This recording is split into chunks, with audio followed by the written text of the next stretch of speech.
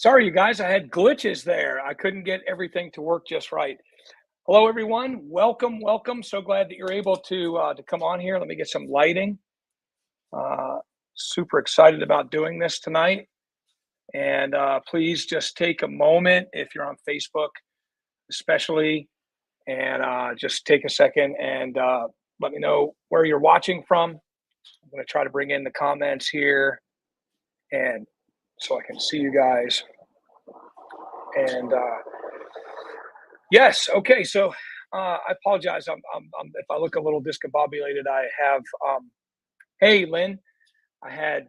I had right the last minute. It said that I needed to use a different browser, so I had to go through all of that. So, um, okay, I'm gonna wait for a few people to jump on here. Yeah, please send a comment. The only way that I know that you're out there is if you send a comment. I see there's 14 people out there. And Felicia, good to see you. So please just take a minute. Just going to wait about a minute or two just for people to get in here.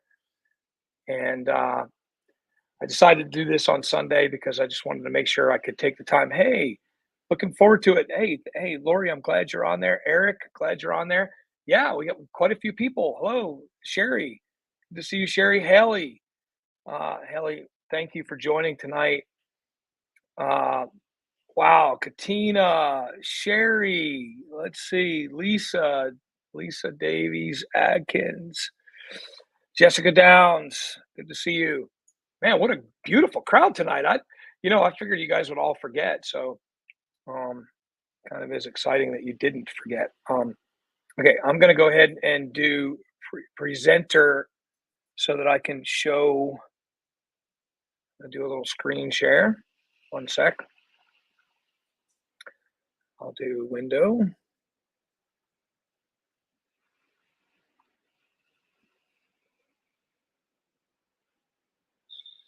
Happening here.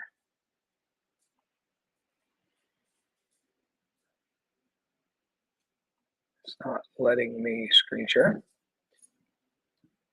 Chrome tab. Okay, here we go. This should be it. Tell me if you guys can see this. It's probably going to be small. Can you guys see this? Hey, Alex, good to see you. By the way, Jesse, thanks for being in here. Maybe you can help. Hey, Caleb Brown, glad you're out there. This is incredible. Caleb, this is going to be the most unprofessional thing you've ever seen me do. I just decided to throw this out here for our church just so I could continue the teaching because I have to switch into another topic starting in a few weeks. So I ran out of time and I just wanted to make sure that I could still. Okay, can you guys see? Yeah, Bobby, I think you need media team. I'm trying to do presenter. Let's see here. And oh, I think I know how I need to do this. StreamYard. I should have had you guys come on, Bobby. Here we go. Here we go. Now I'm on presenter mode.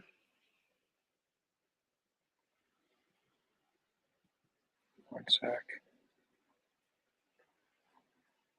Cannot believe how glitchy this is right now.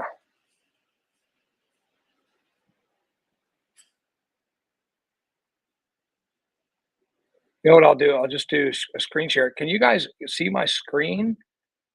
Um, I'm trying to get this to show. Why will it not show my screen?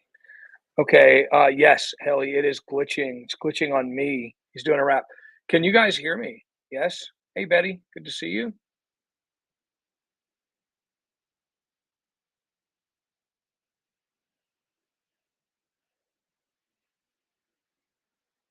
Man, what a shame. I can't get my slides to show. Oh, it's glitching really bad, huh?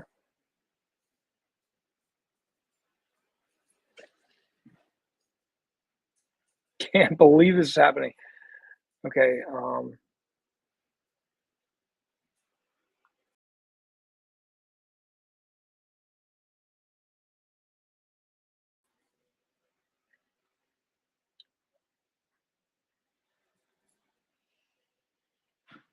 Can you guys hear me now?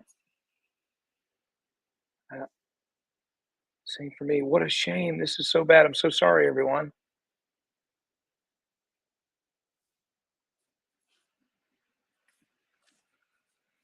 Don't know how to fix this. Jesse, yeah, YouTube is crystal clear. Facebook is bad off. Facebook's messing with you. Yeah, I know, Caleb. Um, that is so bad. Sorry, everyone that's on YouTube. Give me a sec. I'm trying to fix what's happening here.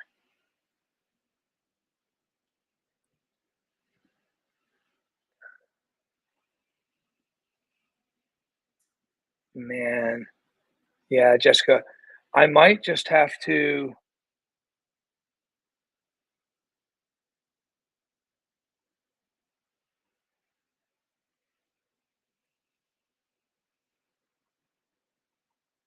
I might just have to switch over to YouTube. Wow.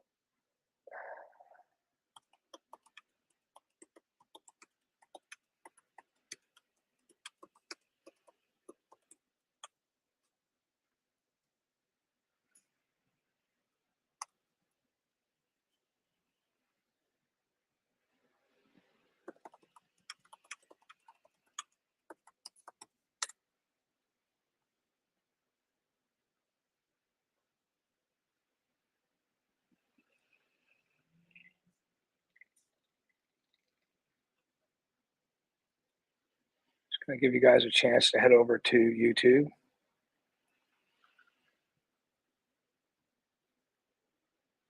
Yeah, you guys, everybody, if you can, just before I start presenting, I'm just going to give you a chance to head over to YouTube.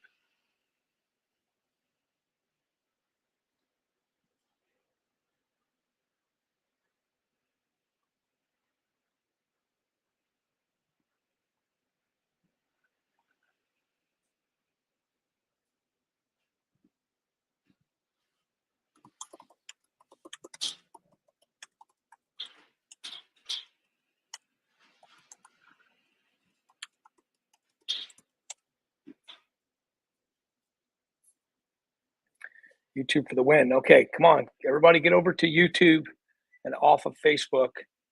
That is horrible about Facebook. I wish I could stop the stream. All these people on Facebook, this is terrible, and they're all trying to figure out what's going on. Yeah, Jesse, if you could just stay over on Facebook and just tell everybody while the live is going on to head over to YouTube. We apologize for the glitch. This is on StreamYard. I don't understand what's going on with StreamYard. Um, okay.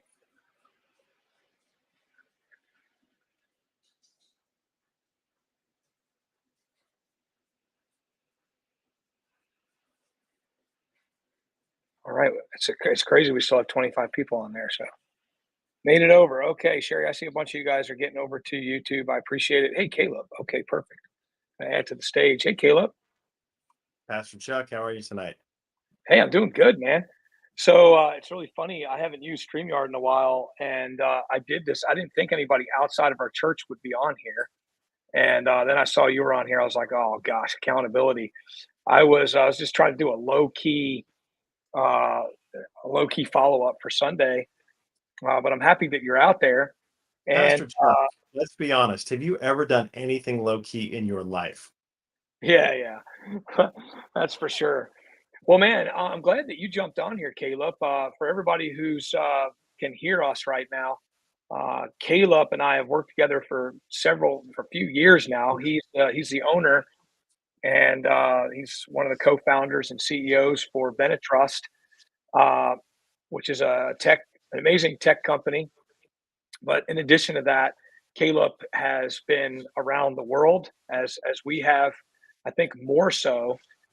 He's been a world missionary and has led thousands to Christ over the years, thousands and thousands of people.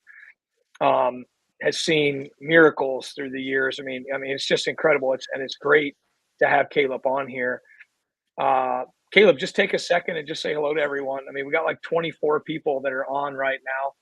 So, and if you're just coming on right now, just tell us where you're watching from.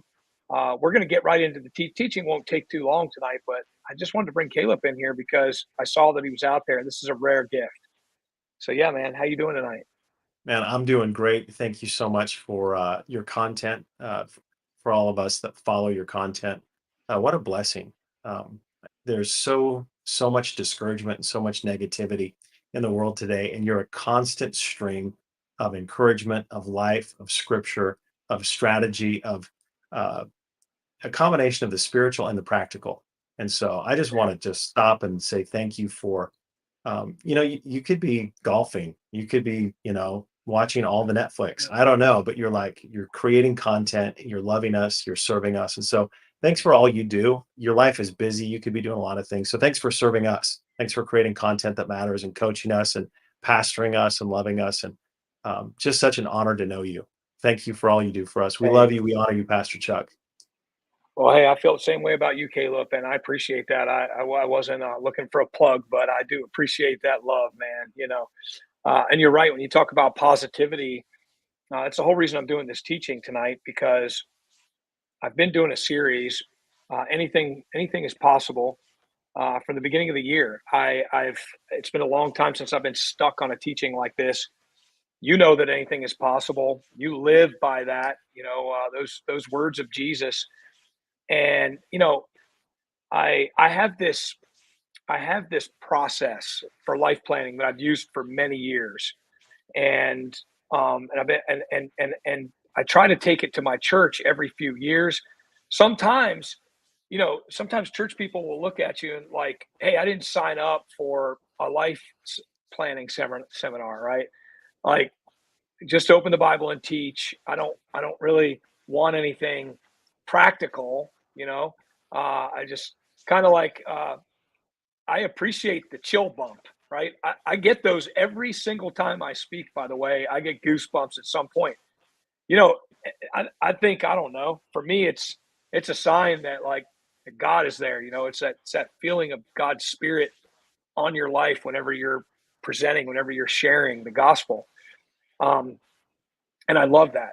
I love practical processes that people can apply to their lives where they can strategize, when they can and Caleb, before I just go into it, I mean, I just want to come back to you on that. I mean, you know what I'm talking about. I mean, this is how you've lived your life. I mean, if people only knew where you're at in life right now, I mean, if you go back 10 years ago, could you imagine you'd be where you are? But you are constantly applying processes, written processes. Um, and you're following written plans. I mean, you guys, I get to work with this guy every week. I've seen under the hood. You wouldn't believe some of the processes that Caleb. I mean, some of the things that you work. You'll fly to a conference and you'll sit down with other high potential, high level CEOs, leaders, and you guys will just plan all weekend long, and come up with this giant document that you and I will take a look at. How important is that, and why do you put so much time? Do you think you have an advantage by being so meticulous with planning your life? Yeah, that's a phenomenal question. And let me just take 1 second to give framework because I don't know who's listening. I used to hear things like this, and I would be so discouraged because I'd go, "Man, you don't understand. I'm from the trailer park. I don't have a college degree. Man, I'm a loser." All of this stuff is for successful people. It's for other people. It's for rich people. It's for smart people. And I'm telling you that as somebody who came from the trailer park with no college education, with no Mm, pedigree at all, I mean, trauma, abuse victim. Statistically, I should not be here by the grace of God and then by really functional things. I mean, everything you're going to teach in this session, and I didn't even know what this session was. I just know who you are. Everything you're going to teach is going to be rooted in scripture. It's the practical proverbs, and it works for anybody because God's no respecter of persons. mm, So it's this yeah. really mechanical stuff that aligns with the word of God. And if you're talking about life planning, I mean, you and I have talked about this for 3 years. And what you're going to tell everybody is you're going to say, here's how you align your life practically so you can live in the blessing of God. And I'm here as a Wow. testimony that if you live these principles that Pastor Chuck is going to teach us tonight, and if you apply them, Doesn't matter if you're from the trailer park, if you're a trauma victim, or whatever. You think you're poor, you think you're stupid. Hey, this won't work for me. I'm telling you, what he's going to walk us through tonight is going to work for us, and I'm living proof. And it's really practical stuff. It's better marriages, it's better parenting, it's a closer relationship with God, it's more revenue in a company. Mhm. It's these things Yeah. where you get down and you go, hey, I can put this on a balance sheet, I can put it on a calendar. This is real. And so, Chuck, just Yeah. Pastor, thank you Wow. for bringing this real stuff tonight. It's just honored to be here You with know, you. Thank you. Let me I pop in. was sitting. Oh man, I was sitting in a conference when I was 25 years old, 26 years old, sitting in a conference. I heard this guy, Tom Ferry. He's the first guy to ever teach a derivative of what I'm teaching my church right now, right? And I forget what he called it. Like a 2 hour session, and I sat there with a yellow notepad taking notes. It was the first time that I had written a life plan for the next 12 months of my life. Then I went home and I just geeked out on that, and I doodled and prayed and just clarified it. And then that year, I remember he said, take that time to write a plan, not just to think about what you want to do, but to put it down into writing. And if you do that, then all you have to do is just keep referring back to the map, keep referring back to the plan. We don't want to. I mean, there's something to be said for improvising. You have to improvise. Your growth is vertical right now, and so there's a lot of improvising happening. Your Well, plan for can, this week can I needs to jump be in different there? for next week. Yeah, When you say improvising, it's the plan is the two sides of the road.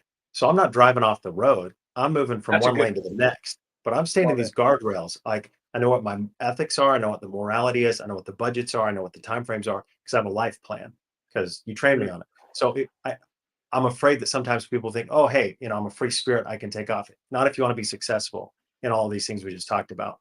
So thanks for letting me Yeah, interrupt. But I think that's important to say. You can move, you yeah, can no, improvise. You got to stay on the road. yeah. That man, I love that analogy. Yeah, I mean, we're on the road, right? Like guardrails. There's certain set factors, right? And we need to be able to rely on those set factors, those set variable, those yeah factors, and then you know we. I always tell people that your plan is a working document, right? So you are going to doodle on that document throughout the year. It's going to change. I've seen people that have like the written version of this, which by the way, I hope all of you guys have printed it, downloaded it. I'm going to be referencing it, but again, big glitches. I guess StreamYard's made a bunch of updates, and now they won't even let me screen share. I've got to go into my settings. I'm not going to waste the time to do that. I'm just going to teach. So if you've got the workbook, let me just give you everybody get it up on your screen. If you've got it printed, I'll teach in a way that you won't necessarily need it, but it would be nice if you could actually look at it.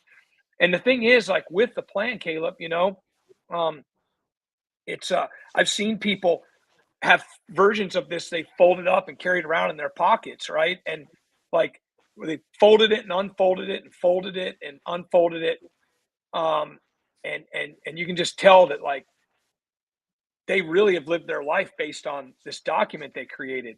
And you guys, I mean, I would just say there's 24 people plus on here right now, depending on how many are sitting in front of each screen. That's enough people for it to be worth my time tonight, right? Because I know my life changed when I did this for the first time. And I'm sharing it with you guys because I know how important it is. And this is 101, you guys. Like this isn't 401. This is 101. This is the first of many plans that you'll write. Some of you have written multiple plans. I know Jesse is on here. Um, oh yeah, Haley, that's so good that your teenager's on there. Oh man, Jesse is on here. Jesse, you and Ian have done this every year since I started teaching it. And I look at where you guys are at in life right now. It's just incredible. You guys are just leapfrogging every year, quantum leaping. And it's not by accident; it's by plan. So what I want to do right now, I want to go. Just going to go from my unconscious competence, and I'm just going to go back to the beginning of the teaching. I teach in this process. I teach that there are There are 4 steps to this process. The first step is that you have to take time to discover who you are. Now, I said last Sunday, if you're a deeply spiritual person, you've been taught, and I've taught it. Caleb, you've taught it. It's not about us, right? And that's true. It's not about us. It's about Him, right? And it's not about us making ourselves grand or great. It's about making Him great. But also, He made us. He, the Bible says, like from the womb, that He was working and programming us for something specific, right? So I always like to say Jeremiah chapter 1, where He says, before I formed you in your mother's womb, Jeremiah, I ordained you to be a prophet. In other words, Jeremiah, I want you to look back over your life and all the stuff you were confused about. Well, now it's about to make sense. I'm telling you, here's why you are the way you are. I made you to be a prophet.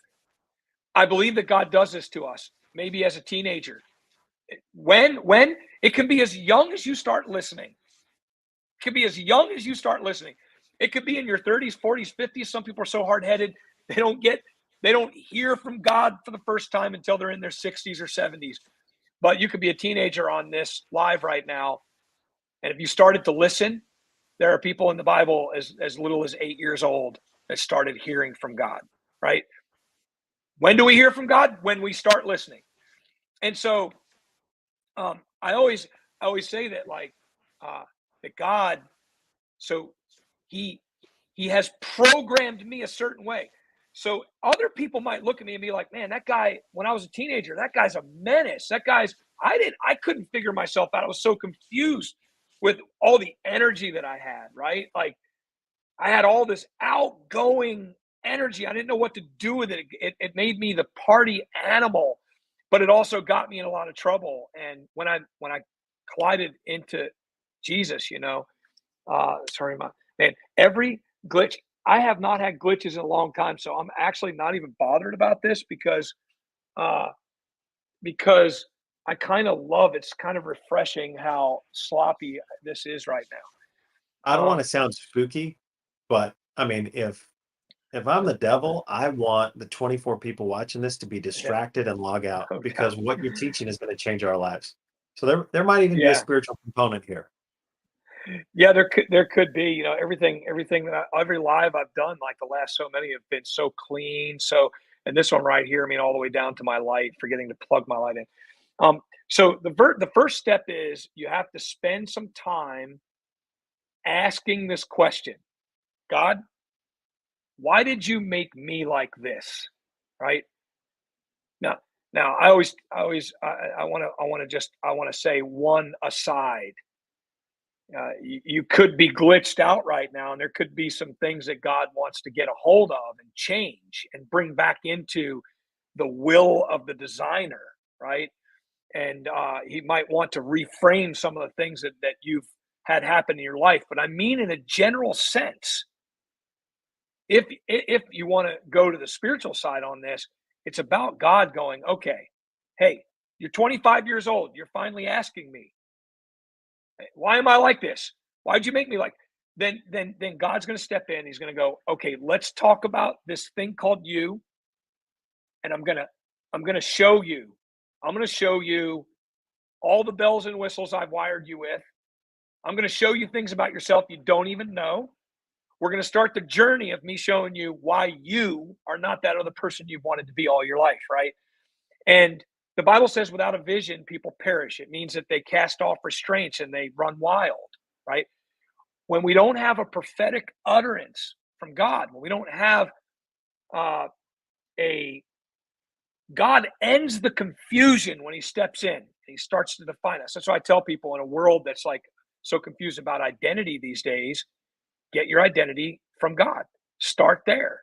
Not what the school system is telling you, not what your friends are telling you, not what TV is telling you, but you start there, and you start to work through your identity in Christ, right? And as you're walking with God, He's showing you things about yourself. And I just want to stop here because, Caleb, you said in the beginning of the call, you talked about, like, in a negative world, right? In a negative world, we need positive things.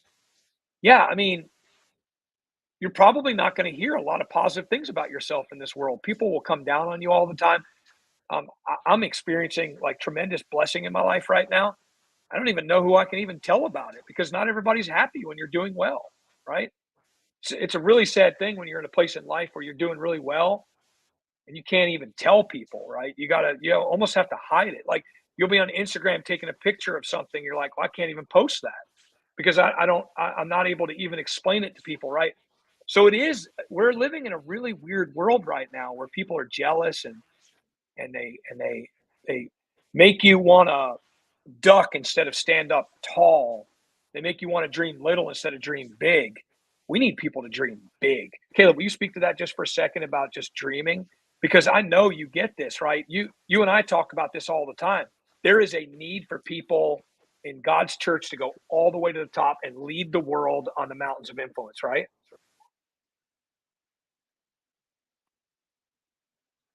And I Of asked you course, my right when you voice took a of bite. course, my voice quits right when you ask a question. I just want to stop for a second. You just said something that legitimately blew my mind. This is what I wrote down. God, why did you make me this way? Ask an honest, humble question and then listen for his response. Then you said this. He'll start to show you how your personal bells and whistles work. You are custom built and you have a special feature that no one else has. Even that thing right there leads into that thing of, hey, why can't I share this? Because if I go to talk to you about my special features, my personal bells and whistles that God's revealing to me, you may not have the same one. You Whoa. may not even have a grid or a framework for my special bells and whistles. So it's this whole thing of going, man, with a life plan, I can sit there, I can process my special bells and whistles, I can dig into this thing with God. And then, there's going to be a few safe relationships I have where I can come back and you're going to rejoice with me. Like, Pastor Chuck, you're one of my safe relationships. You're one of my four Mhm. people that I can share the good news with. I Yeah. I come from a huge former Mormon family with 18 siblings. I don't have a single sibling in that safe four. And that's not to denigrate them at all. It's just they're they're too close to me. They can't appreciate the special bells and whistles that God built inside of me. So this whole concept of, if we stop and we ask this first question, man, I'm feeling unlocked and empowered already on your first point of going, I don't even have to go and celebrate with anybody. I don't even have to share with anybody because God can affirm Yeah. this thing. And I go, holy cow, I've got a superpower I didn't even know about. This is already blowing my mind. Yeah. Yeah, and you know what? It's so important that we celebrate God's creation, and just the beauty of what he made in this person called Caleb, right? Or Jesse. I see Forbes family 5, step off Satan, probably Lynn Forbes. I'm not sure if Tobin's on there, but what a great family. They flip real estate, they hold real estate, they've done so many things. They got all these layers with talents. I mean, just an amazing family. And I could say a family like that in a small town like where we live, there's such a tendency to just duck down, to downplay it. But God wants us to shine. He wants us to be excited for one another and be like, yes, look at you, look at what you have, and I don't know, Caleb, have you ever done Strength Finders? Oh You ever yeah. do that little book? In Yep. Strength Finders, it blew my mind the first time I read it because it goes, here's what we do. We spend all of our time trying to figure out where we're wrong so that we can fix it. And the author goes, I'm gonna suggest something different. I'm gonna suggest, because he says you can spend your whole life trying to fix the one thing that's wrong. But he said, I'm suggesting that you notice 8 strengths for every 2 weaknesses and that you focus on your strengths and you manifest your strengths, and in doing so that you will break down the weaknesses and they'll just go away by virtue of you focusing on where your strengths are. And that's the whole idea of strength finders, right? It's like find your strengths, and it's like I like to do it like this. We taught it in Bible college. It's sin consciousness versus righteousness consciousness. One of the ways that Jesus transforms us is that we focus on the gift of righteousness that he gives us, right? If we focus on our sins, not to diminish the need for repentance in the life of a believer. But it's like I remember my mom and dad, the way they would house train our dogs when we were kids. They would rub their noses in their crap, right? They would be like, bad dog, and smack them, right? Well, we don't do that these days, right? The world has changed, right? How dare you? If the animal rights activists would come after you if you were to even think about it.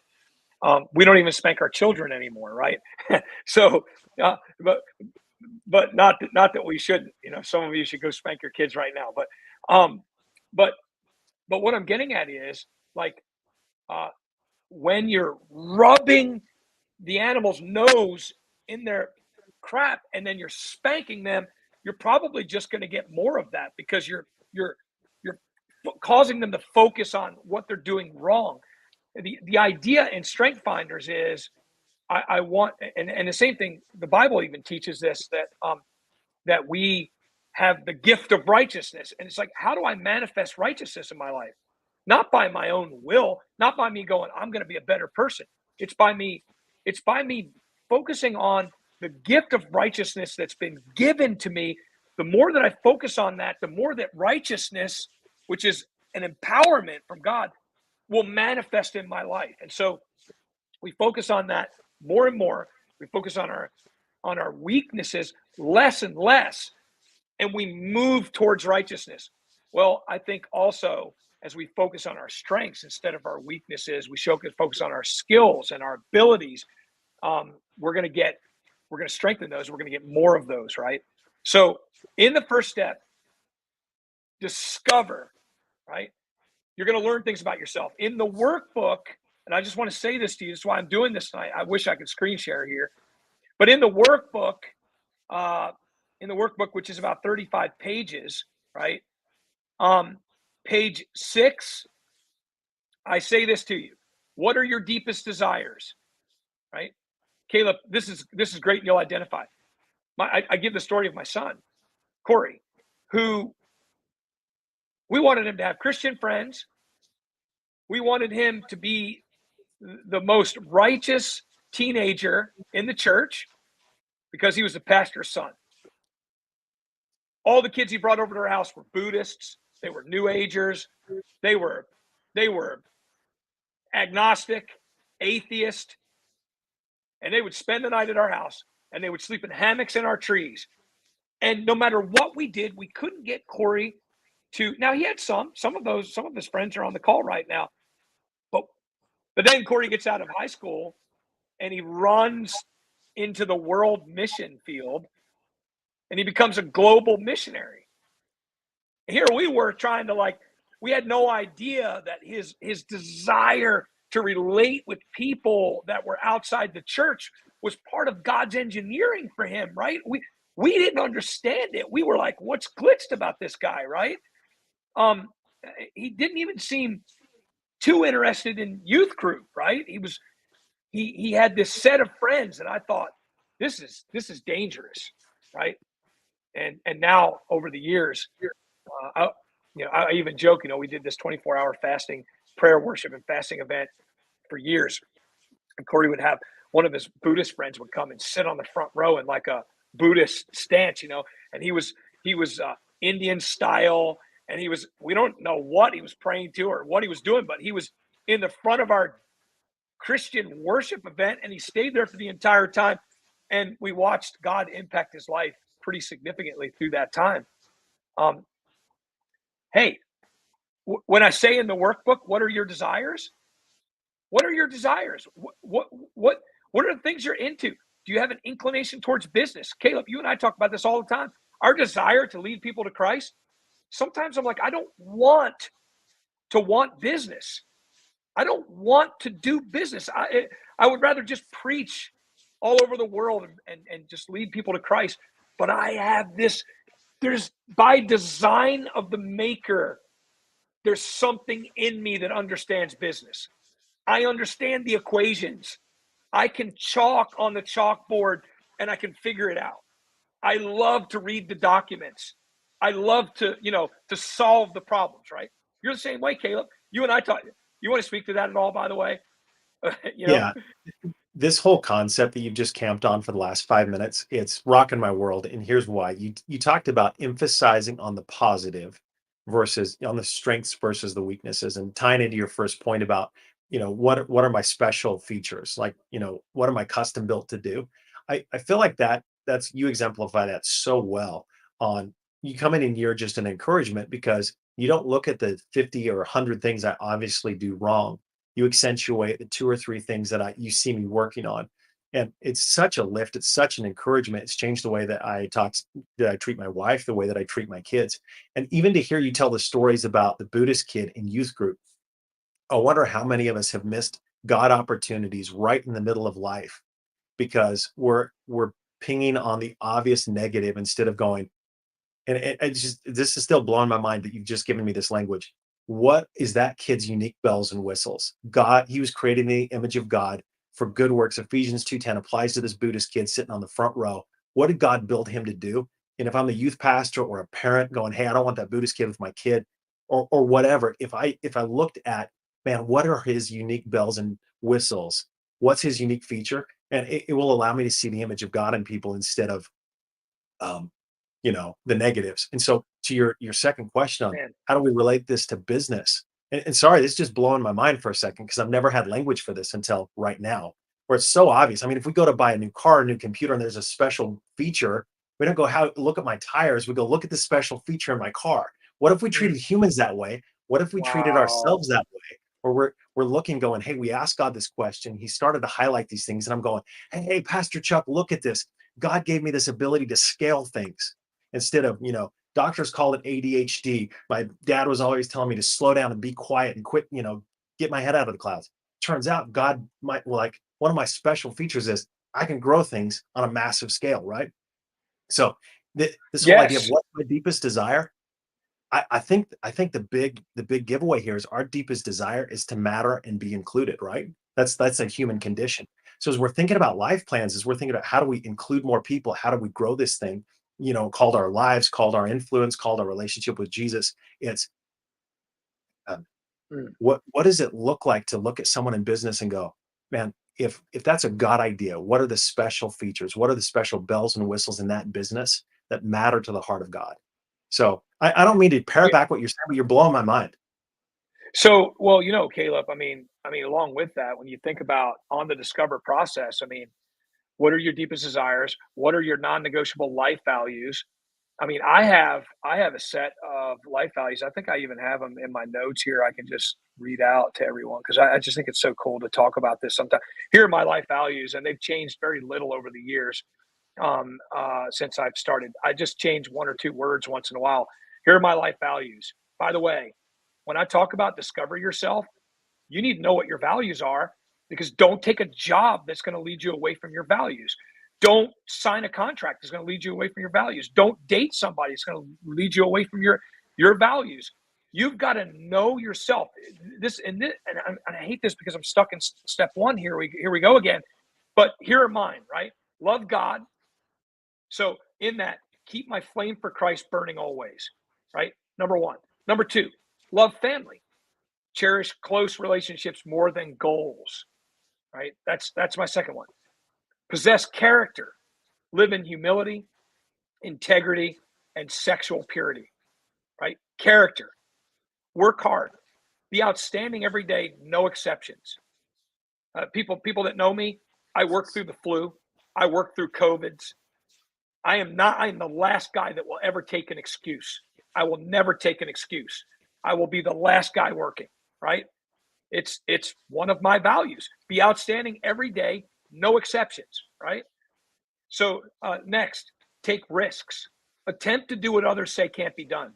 That's one of my values. That's that'll explain a lot to you. That's one of my values, one of my core values that I take risks. So if I'm sitting in a boat and somebody's out there walking on water, I'm the guy. I'm Peter. I'm going to get out of the boat. I always tell people, all the other disciples stayed in the boat. Peter got out. Peter sunk, and then Jesus picked him up. But at least Peter got out of the boat. I want to be the one that gets out of the boat. The next one, create impact. This is the highest and most coveted summit of success for me, is to create impact in other people, right? And then have fun. My last value, make time for adventure and laughter every day. Now, you might look at that and go, he's missing one. Maybe you've got some other values, some other things that matter to you. You know, my fun value, there, there may be people on this call. I mean, I've really tried getting close to Chuck, and I just can't seem to get close to him. Are you fun? I'm making that as a joke right now because I don't do well. So I don't do well, generally speaking. Like when I'm thinking, who do I want to hang out with right now? I generally don't want to hang out with people that I can't have fun with, right? So serious, grouchy, mean people, I generally like, especially when I'm trying to rest. Jesse, I'm the most fun. Jesse, that's why we're friends. I love to laugh. I love to have fun. Now, not everybody cherishes that, right? But I do. Right? Those are my values. So, It's Pastor important that Chuck, you get. Yeah. Mhm. we all know you. We know that you run into crazy mission fields and like Yeah. government governments that are volatile and militant Muslims. You go into really hard places. Can you balance Yeah. that for us? Because you do hard things, and you're saying your Mhm. sixth value is having fun. So balance Mhm. that for us. Well, I think that taking risks and having fun overlap sometimes, right? And I actually, just like you, I think it's because I'm engineered for it. I actually enjoy starvation or when I go, I can, believe me, I can live wealthy and enjoy it. Thank God for it. But I can be on the mission field at the brink of death. You know, I see it as an adventure. I see the outcomes. I thrill on the outcomes, its impact as well. But I do look for the fun in everything. So if you ever go on a missions trip with me, anybody on this call, on this call right now, it's live, uh, in the most serious conditions, we're going to laugh. We're probably going to laugh at least once an hour. We're probably going to laugh multiple times an hour. I love to have fun. I love to laugh. I'm always going to just look for that angle, you know? And yeah, so laughter is good like medicine, Caleb, right? You know that. I think it's the joy of the Lord is my strength. If the joy of the Lord is my strength, then the joy of the Lord is the Lord's strength, right?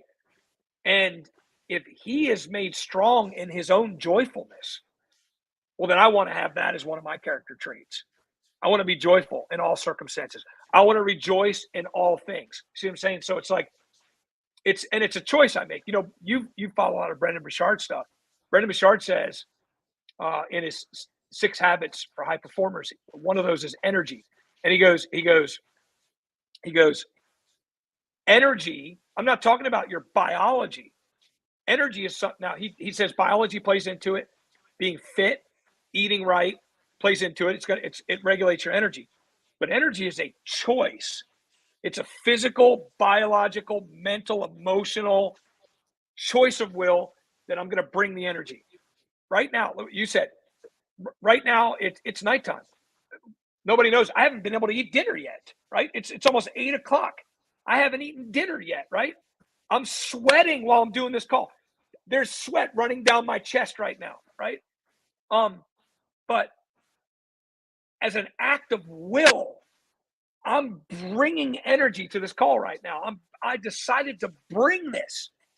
When I'm done, I'll go eat and I'll relax. Right? So let me ask a question. Choice. That can sound intimidating to the rest of us, mere mortals, right? It's like you said two things that sound incredibly intimidating, which is like, I'm going to choose to bring energy. What happens when, I've worked 10 hours, I come home, my wife is frazzled, I've got a bunch of kids running around, they need attention. Like, functionally, as we're building a life plan, Wow. how did you do it? I mean, you pastored a church, you were with kids, you were teaching at a Bible college, you were selling insurance, you were selling real estate, and you would come home and you were still present. How did you bring energy when your gas tank is empty, when you're exhausted, when you're mentally wiped, and what you really wanted was a cold root beer and to sit on the couch? How does that actually Well, work for the rest of us? yeah, I just wrote in the notes my answer. Set your intention. Before Brendan Bouchard was teaching that, I taught that for years. That I always wanted to to contemplate who I needed to be in each moment of life. Right. So when I was at work, when I was in sales, because I've been in sales a lot of my early business life, who did I need to be? I needed to be convincing. I needed to be brave, courageous. I needed to ask for the deal. I needed to have, this level of like the salesperson energy.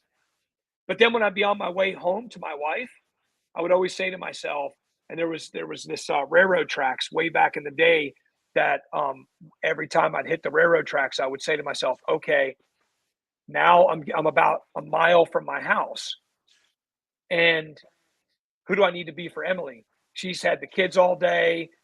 You know, I don't even know what she's had to deal with. I'm gonna walk in the door, and now I get to put on another hat. I get to be husband. I get to be dad, and I can't go in there and be like, oh, I'm tired. It's the end of the day. I want to manifest. I decide to manifest new energy now because I'm stepping into a new thing. I don't know, Caleb. Nobody's ever asked me this question, and it's really wild. You're pulling from unconscious competence here for sure. Um, I think there's only so many wake hours in a day. As I get older now, and I look at my aura ring, and I know I want less inactive hours. I want more activity points on a regular basis because I'm going to live longer based on that. When you think about, I can lay on the couch and drink the root beer, right? I can lay on the couch and be like, I deserve to rest, or I can go on a walk right now. Whoa, no way! I want to rest instead.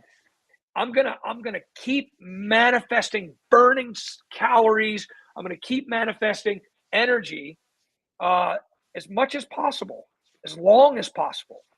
And I don't know, maybe that is some kind of special endowment. Maybe God has given that to me as something different. Maybe other people couldn't just go and get it or make an act of will to go get it, but I think they can. I think anyone on this call can choose to manifest more energy in your life. Get to in the discovery process, you could ask yourself that question, like, where is my energy at? What kind of changes could I make in my life to manifest more energy this year? I mean, you have a dream, you want to live in $1 million house, but you know, you can't complete a full workday. It's not going to happen. I was looking at the latest stats right now on post COVID on the number of hours people are willing to work now. Caleb, have you seen that? I mean, it's what you and I have to deal with owning companies. Yeah, they say now that a lot of millennials, Gen Zs, um, they want to work between 4 and 6 hours a day. They want to work about 3 to 4 days a week. Um, and and these are serious. This is backed with massive data right now, and you know, uh, it's Yeah, it's like a you're not different messing world. with this. This is real data. Like those are the This real is real. numbers. This is real data. Um, the remote work world right now, where people, you know, I teach people value your worth, uh, get more knowledge, get more experience, increase your time value so you can get paid more for your time on your way up the ladder. I don't teach that at ground level. At ground level, you have to put in time. Even Gary Vaynerchuk says the only thing you have in the beginning is your hustle, right? Hours, and you're going to get paid for hours, right? And so yeah. So I think I think Can that we need to I jump in recommit here? ourselves to. And what does the Bible say? 6 days a week, right? And God rested on one. People Yeah. go. People have said to me over the years, Caleb, and I'll jump over to you. People said to me, I've had people sit me down over the years and go, "You're a workaholic." Right now, I'm a full-time pastor. I'm the CEO of a startup, and I have about 23 coaching clients that are high level. People aiming for $1 billion, right? So people go, well, you need to stop one of those. You've got too much going on. Um and you're a workaholic. But the Bible says God worked for 6 days and he rested on one.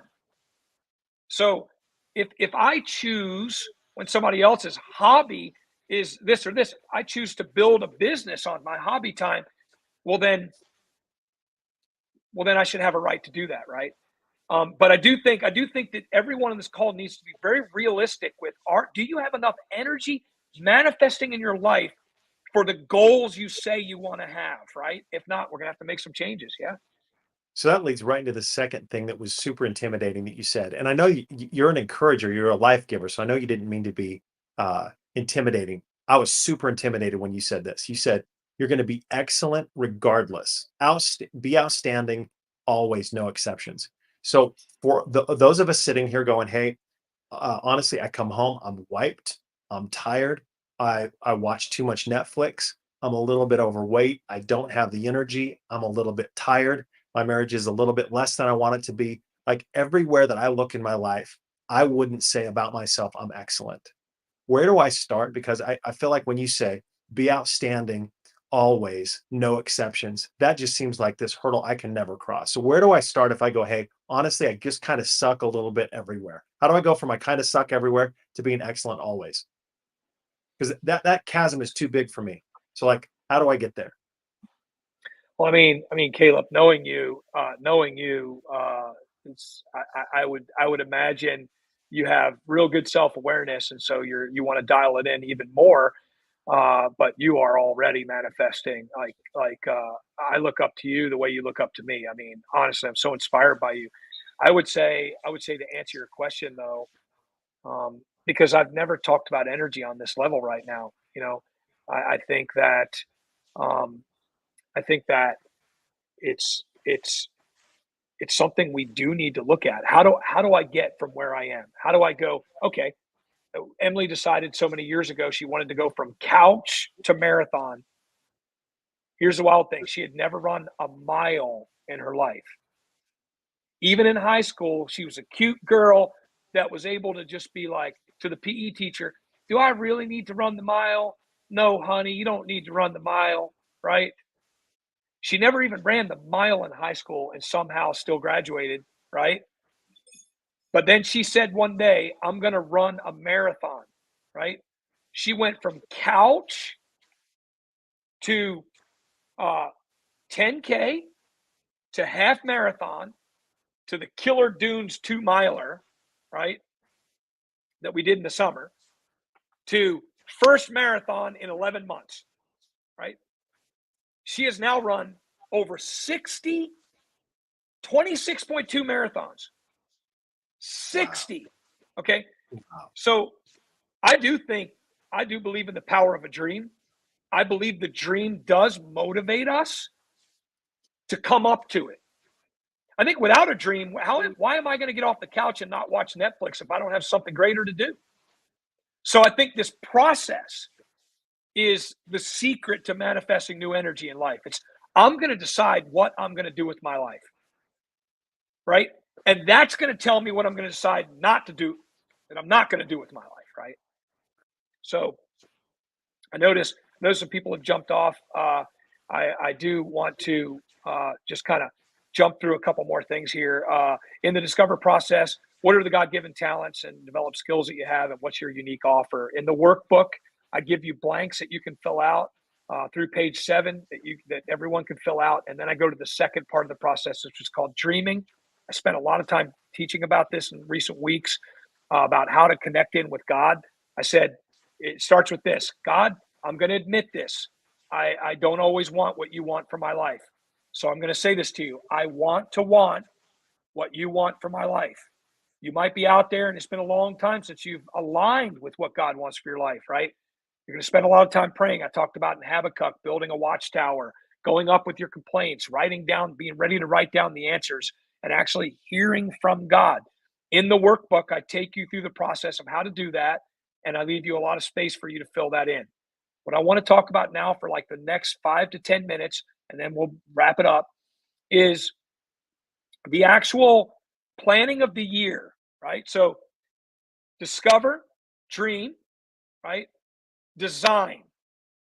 You're going to take the dream and you're going to design a 1 year step.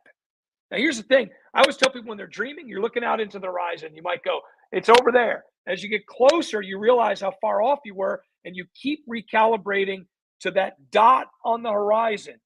And you keep taking different roads to get there. I always tell people dream 1 year at a time. It could be 6 months, it could be 90 days, it could be 9 months. Dream 1 year at a time, dream incrementally and with a written plan, right? Now, there's a lot of different processes that you can go through. The one that I teach, and I give you all kinds of motivation up through page 12.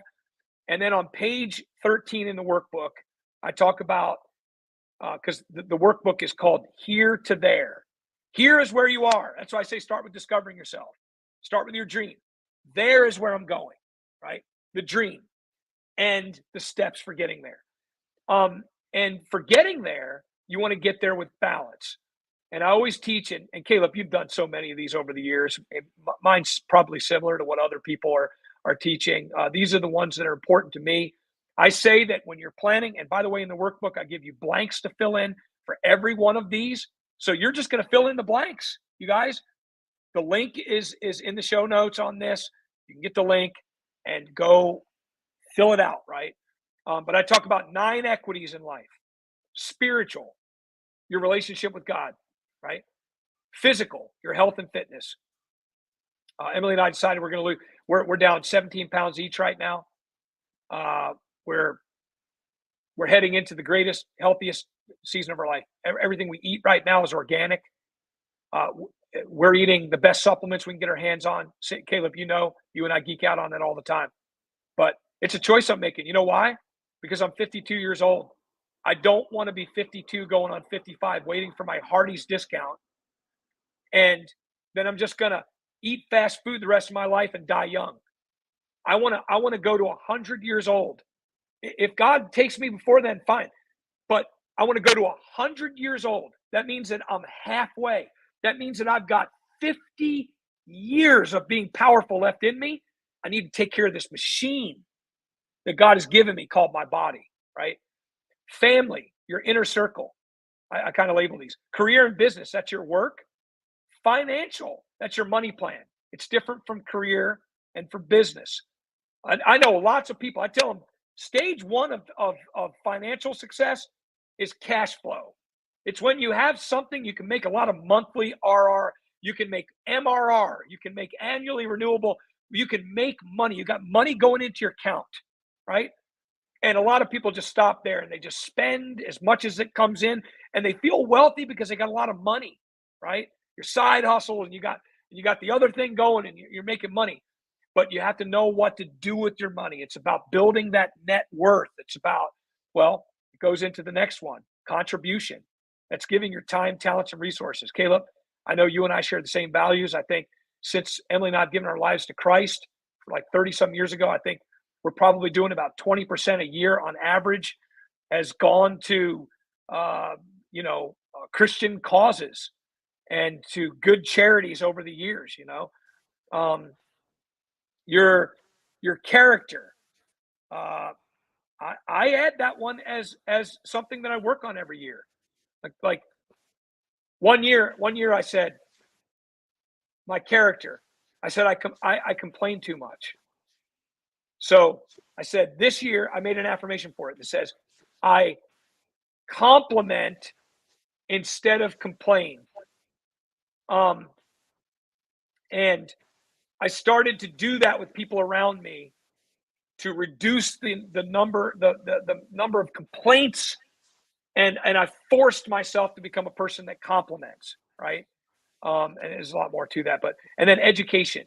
Education is important because each year, if you want to go to the next level, there's stuff you don't know that you need to learn. And I say new information and mentorship for that one, right? Who do I need a new mentor for the next level? Do I need new information? What do I need to know that I don't know right now? You want to start a side hustle? Go get Russell Brunson's new book on how to create marketing funnels. It's a free book. You can get the upgrade for $17, I think. You pay for the shipping, and they'll ship you this awesome magazine-like book that will teach you everything, all the basics on how to create a marketing funnel and sell a product or a service, right? Learn something, right? I'm learning Spanish right now. I have no idea why, but I feel like God has asked me to do it. I have a feeling I'm going to do a lot of missions work in either South America or here in the USA, in demographic areas where there are a lot of Spanish-speaking people. You go, my God, you're 50 years old, dude. Why do you want to learn another language? They say at 50 it's hard to learn another language. Their neuroplasticity is getting all messed up, and it's too difficult for you to learn new things. Well, I'm going to force my neural pathways to keep creating new pathways, and I'm going to keep that elasticity and I'm going to keep learning and by the way, that's a protection against Alzheimer's and dementia by teaching yourself new things. And then the final one is experiences. That's one of my 9 equities of life: new places and new things. I always say when I'm teaching in my church, I go, how many of you have been to Virginia Beach? And hands go up, but not all the hands. I go, how many of you have not been to the beach? Hands will go up. I know it sounds crazy. I haven't done it in a long time. We live 3 hours from the beach. One Sunday I said, all of you that raise your hand, you've never been to a beach? Soon as church is over, get in your car, drive 3 hours. Get out of the car, take your shoes and socks off, walk across the sand, walk into the water, feel what the liquid feels like, the ocean, listen to the seagulls, smell the salt air, go back to your car, dry off your feet, drive home. You'll be home by dark or just a little after. You know, I go, how many of you have not been to Humpback Rocks? Hands go up. Soon as church is over, drive for 20 minutes. You'll be on top of the mountain at 40-some hundred feet in elevation, overlooking where we're standing right now. It's a beautiful, beautiful sight. So new places and new things. Once you stretch a rubber band, it will never go back to its original form. Every time you give yourself a new experience, you give yourself options in life: spiritual, physical, family, career, business, financial, contribution, character, education, and experiences. Now, here's what I want you to do. I want you to take these 4 steps for all of these. And again, the blanks are there for you to fill out all 4 steps for all 9 equities. Sounds like a lot of work. It is. It hurts your brain when you're doing it. But when you get done, you're like, if I follow this plan in all of these equities, oh my gosh, my spiritual, physical, family, career, financial, contribution, character, education, experiences, what a year I'm going to have, right? So here it is. So you're going to answer these questions. What about all 9 equities? Spiritual. What about my spiritual life am I dissatisfied with right now? Here's the key. You're not flattering yourself. You're not lying to yourself. You're going to be dead honest with yourself. What am I dissatisfied with? This is not what you tell your friends. I read the Bible every day. I read 10 chapters a day. Blah, blah, blah, blah, blah. This is just you and God. This is where you're going to go, I hardly ever read the Bible. You're going to go, I only go to church once a month. You're going to go, I don't even pray outside of church besides over my meals. Like, I don't know what it is, right? Be honest with yourself. The next question you're going to ask yourself is, if life were perfect with this equity, what would life look like? Use your imagination. Anything's possible. If my spiritual life was perfect right now, what would that look like? I'd get out of bed in the morning 1 hour before, the rest of the world, before I have to be at work, and I would read 5 chapters from the Bible, and I would journal, and I'd do a spiritual journal, and I would turn on some worship music, and I'd lay on the floor, and I would pray, and I would worship. People in the house would think I'm weird, but I would just enjoy my time with God, and whatever it might be, dream it up, use your imagination, dream up what that equity would look perfect if it were perfect. Then you're going to write goals for each one, right? So you're going to go. I remember one year I had allowed my worship life to go down a little bit, right? And I said, I need to be in some worship events this year. And so I went and looked at all my favorite singers: Elevation Church, Hillsong, Josh Baldwin, certain people that I just really looked up to, Jesus Culture, and whoever it was back in the day. And I put into my schedule that I would attend so many events, worship events, and get in front of these people in these settings where people are worshiping God, because I wanted to break through in my worship. Hey, you guys, if I had never asked myself the question, what am I dissatisfied with, and got honest with myself, and then go, what's possible, and then go, let me write a goal. And then the key with goals is you set dates for completion, because if you don't put a date down, you're just wishing. You want to tell yourself when you're going to do this, right? You're going to write a plan of action for each goal. And I got all this written down. If you go to the workbook, it'll guide you right on through. It'll tell you exactly what to do, right? And so if you get done with this, you're going to have 9 equities. You're going to have your honesty statement. You're going to have your dream statement for each one. You're going to have the steps that you're going to take, the things that you're going to achieve. You're going to have deadlines for completion. Now you're holding a plan. Caleb, you know, you've written business plans before. If an investor comes along and they want to buy into your company, they're going to look at SWOT. To oversimplify, the kind of business plan you guys have right now is much more complex. But generally speaking, they're going to want to take a look at strengths, weaknesses, opportunities, threats. They're going to go all the way down the plan. They're going to see the things that you're executing on. They're going to look at your understanding of the industry.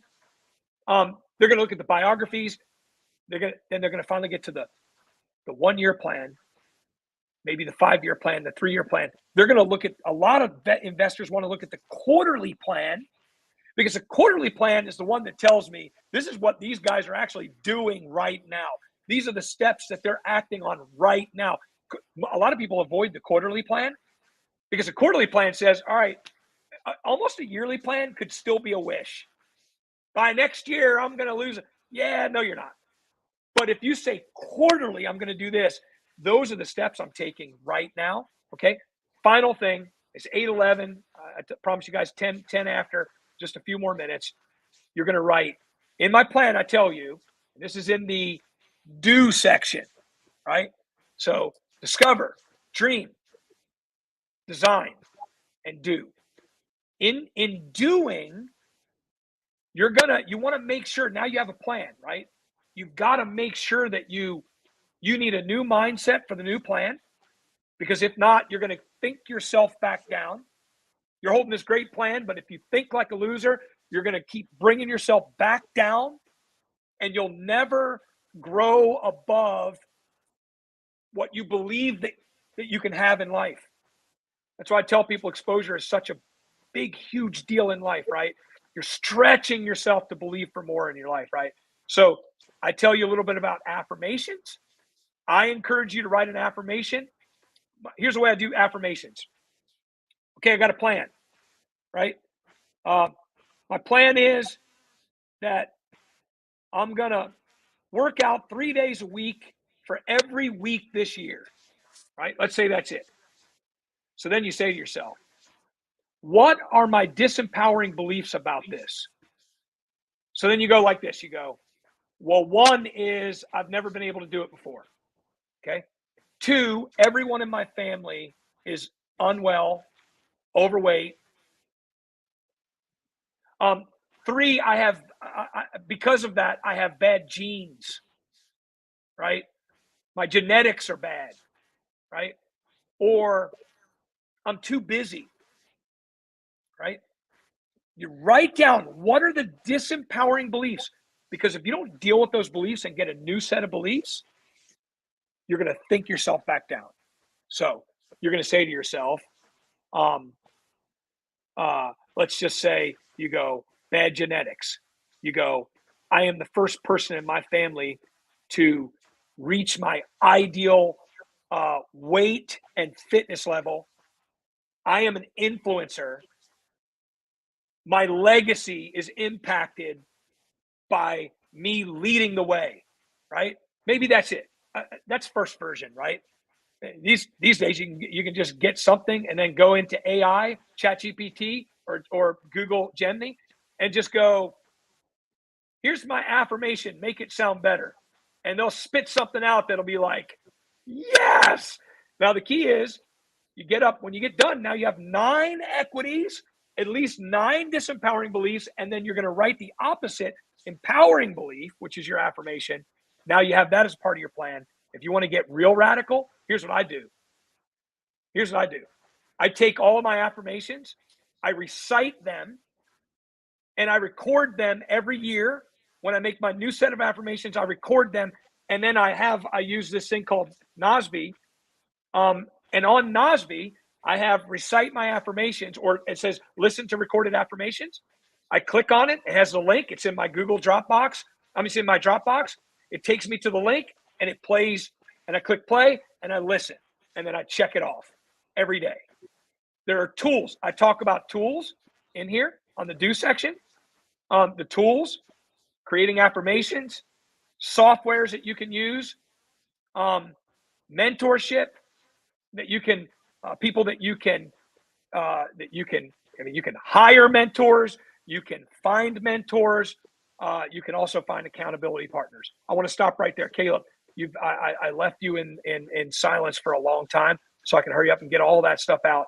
Any highlights? Anything you want to come back to?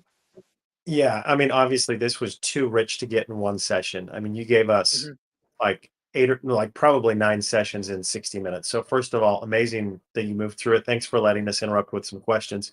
I heard you say 4 big things: discover, dream, design, and do.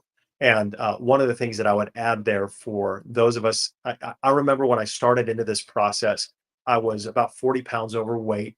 I hadn't been doing devotions in a while. I was really hit and miss on prayer. I was just living under a cloud of like shame and guilt. I was watching too many Netflix, and I wanted to start. I wanted the outcome, but all of my habits were bad. And I just one thing that I'll add for people that feel like stuck right here where they're going, man, Pastor Chuck, this sounds amazing. I want to do it, but I'm super stuck, maybe, secretly addicted to alcohol or pornography or gambling, or like I want to break free, but I'm stuck. I would say the thing that initiated the greatest movement for me in this process, from how did we go from, you know, 40 pounds overweight, 80 pounds overweight, whatever it was, to, being physically fit today? How did you go from being addicted to something to being free today? And, not doing devotions and not missing a day in devotions in over 15 years now. That's not because I'm a superhuman. I said, I'm going to do one thing. If I feel Hmm. stuck, I'm going to start with one thing. I remember my one thing to start with was I disabled my Netflix account. That was my big thing. And I go, for 30 days, I'm just not going to reactivate that account. Hmm. And Hmm. I didn't even try to Wow. do emotions. I didn't try to stop eating ice cream. I didn't try to any of that. I just said, I'm going to start with one thing. And it's like the magic of compound interest. You fast forward now years later, where it's like we're dealing with things that seemed elite and impossible when we were stuck. So I would say wherever you're at, like pick one thing. I remember when my one thing was going to be, regardless of what happens, I'm going to open version, and I'm at least going to listen to 3 chapters. And I started there, Ooh. right? To where it was like, hey, Hmm. even if I'm brushing my teeth, I'm getting ready for work, I can get that done in like 5 minutes. And what it Hmm. did is just this breakthrough of one thing led to one thing led to one thing, to where all of these one things compiled. Now the compound interest is radical life transformation, years later. And so it is, we're hearing you talk. It's like, man, here's all the components for building a phenomenal life. But if I'm stuck, you know, and you even said it, you said it so clearly. You said dream incrementally. Like, man, Hmm. I've got this dream to be like Pastor Chuck someday, but I'm like Caleb today. So what's the one step I can make to move toward that? So I would just say, Hmm. as I'm processing back what I just heard you say, is for those of us that are feeling stuck, discouraged, hey, this can't work for me because you don't know my stuff. I'm a diabetic. I can't exercise. I've got gout, or whatever the thing is. It's like, hey, let's grab one thing and get some points on the board and say we won in one area. So that's just kind of the process back of That's what I'm so hearing good, you say. man. I was trying to get Felicia to come in, Caleb. I don't know if she's seen it. She might be on a computer. It doesn't have a camera, but I'm holding a message that I received from her. I'll be careful when I read this if there's anything private in it that she might not want people to hear. But she's on here as a guest, and she just made a statement a second ago where she said, "Take the time to do the workbook; it works. You'll look back and be blown away at the progress." I just wanted to read this to everyone. Just listen to this before we close. Encouragement to pass along. I didn't get a chance to tell you in person today. I'm reaping the benefits of dreaming. The last time I went through this workbook, this planning workbook, 6 years ago, she went through this exact process that I'm asking you guys to go through 6 years ago. I wanted to pursue education. And today I sit with a 3.953 GPA, inducted into 2 prestigious honor societies, wrapping up my capstone. I will walk on 5/19, May 19th, with a liberal arts degree at UVA at 60 years old. Okay. I I wanted she was in an oppressive situation during that time, right? And today all of those stressors are gone out of her life. She made very strategic steps forward to move out of those, right? She says, 6 years ago, I thought of retirement as a long distance goal. Today, I'm on track to scale back next year at 62 with a lighter workload until 65. Life is good. I wouldn't be in this position without climbing a watchtower, writing down my goals, bringing my complaints to the Lord. He listened. I learned to trust his timing. What I never expected was to be living in community. She gets to live with her daughter. They have this perfect living scenario right now where she gets to be with her grandson. They have the absolute perfect living conditions. And she says, I don't know what the next 6 years will hold. Time to climb back up in that watchtower. But on a health recovery journey, and the future is looking bright. You know, listen, if you guys just go through the workbook, this is what I was going to say. This is my last thing. If you just go through the workbook, I'm going to tell you this, you will accidentally achieve a lot of the things you write on the list. Like, I will tell you this, money back guarantee, which is free, by the way. You will achieve some of the things you write down. And at the end of the year, you'll look back and go, if I hadn't written them down, I would not have achieved them. That's right. It is just that powerful. Now, if you set your intention, you go after this, you look at this plan daily, do what I have in the do steps. I tell you to review it daily. Yeah, Caleb, stoked for you, Felicia. Well, then who knows what can happen, right? So how do we get the workbook? Yes, if you go to the show notes on Facebook and Instagram, Facebook and YouTube. Also, if you're part of our church and you received the email, Jesse had it in the email. So you just go in there, you just put in your email address, and then you'll receive it. Make sure you check your spam folder, as always, because they end up in there. Caleb, thank you for joining tonight. I just took time away from your family. This was actually fun for me to do with you. You had so many golden nuggets to throw in there. I just so appreciate it, man. They were gold nuggets. I repeated back what you said. That's how good this teaching was. No. Love it. Love you. Honor you, Pastor Chuck. Thank you Love so much. you, man. Just pop in. Okay, everyone. Goodbye. Thank you so much for tuning in. And please send me your testimonials when things start going really well from the process. See you soon.